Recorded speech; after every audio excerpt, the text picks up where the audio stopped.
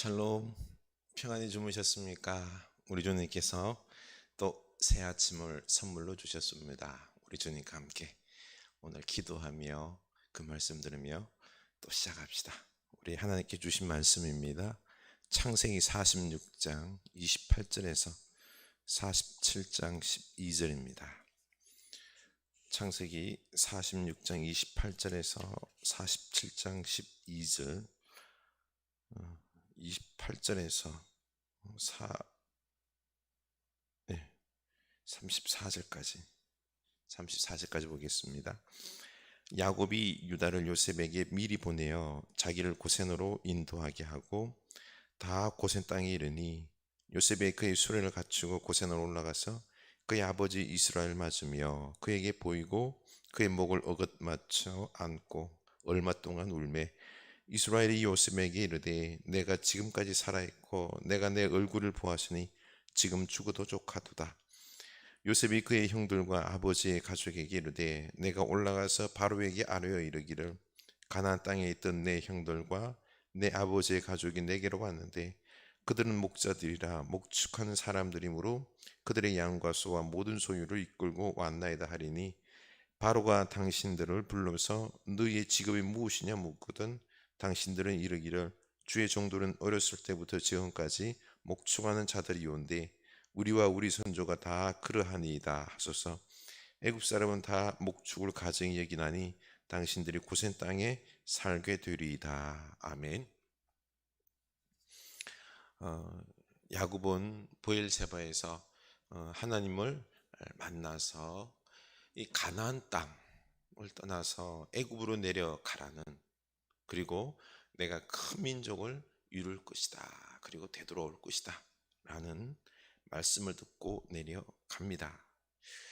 우리 하나님께서 말씀하시는 길이라면 어디든 갈 수 있기를 원합니다. 그곳에 하나님께서 놀라운 역사를 준비해 두고 계시기 때문입니다.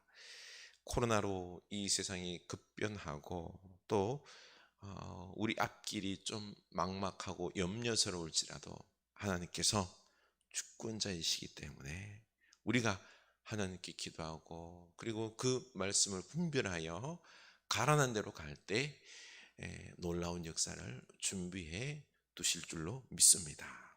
하나님의 축복이 있을 것입니다. 야곱과 요셉은 고센 땅에서 만나 재회합니다. 30절 이스라엘이 요셉에게 이르되 내가 지금까지 살아있고 내가 내 얼굴을 보았으니 지금 죽어도 족하도다.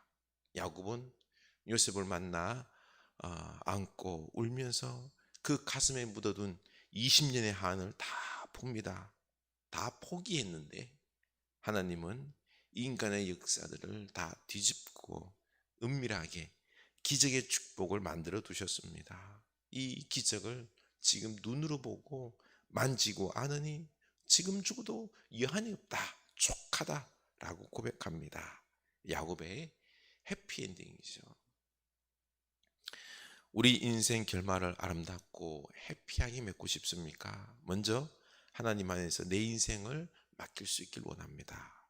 우리는 때로 실수를 하기도 하고 또 하나님의 길을 벗어날 때도 있습니다. 그러나 다시 기다리시는 하나님께 돌아오면 하나님은 우리를 절대로 놓지 않으시고 우리를 위하여 벌써 축복을 준비해 두고 계십니다. 이 하나님을 끝까지 사랑하며 살아가는 인생이 될 수 있기를 원합니다. 결국 우리 해피한 인생으로 결론이 맺어질 것입니다. 참 재미있는 게 28절에서 야곱이 유다를 요셉에게 미리 보내어 자기를 고센으로 인도하게 하고 야곱이 먼저 고센 땅으로 가서 이곳에서 만나자고 유다를 요셉에게 보냅니다. 또 요셉도 자기의 가족들이 거할 장소로 고센을 생각하고 있습니다. 목축들, 모든 가축들을 고센에 머물게 하죠. 그리고는 바로를 만나러 갈 때에는 아버지 야곱과 형제들 5만 데리고 올라가는데 바로에게 할 말들을 미리 알려주면서 준비를 시킵니다. 34절 당신들은 이르기를 주의 종들은 어렸을 때부터 지금까지 목축하는 자들이온데 우리와 우리 선조가 다 그러하느이다 하소서. 애굽 사람은 다 목축을 가정히 여기나니 당신들이 고센 땅에 살게 되리이다. 이 애굽 사람들이 목축업을 가정히 여기는 것을 알면서도 불구하고 일부러 우리 선조들은 목축을 하는 사람들임을 당당하게 우리의 직업을 밝히라는 것입니다. 그러면 결국 이 고센 땅에 살게 될 것을 미리 일러둡니다.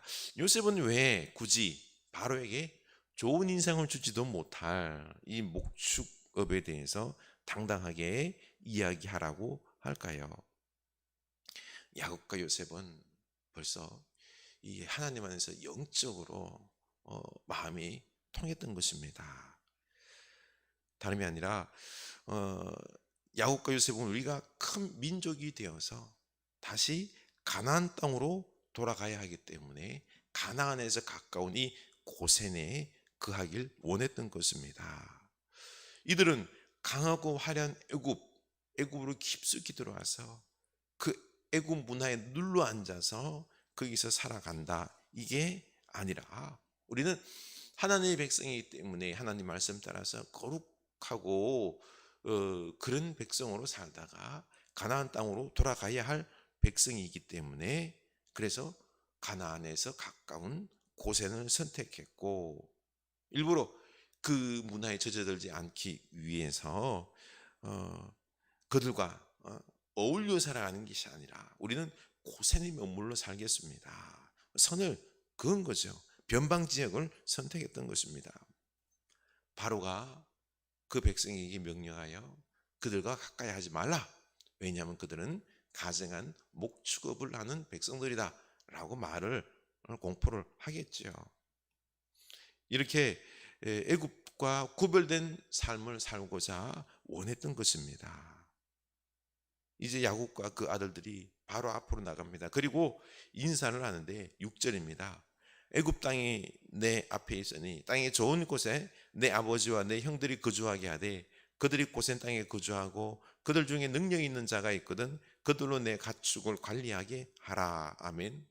이렇게 야곱 가족들은 고센 땅의 기름진 곳을 얻어서 애굽 백성들과 구별되게 삶을 살면서 한 민족을 이루어 가게 된 것입니다.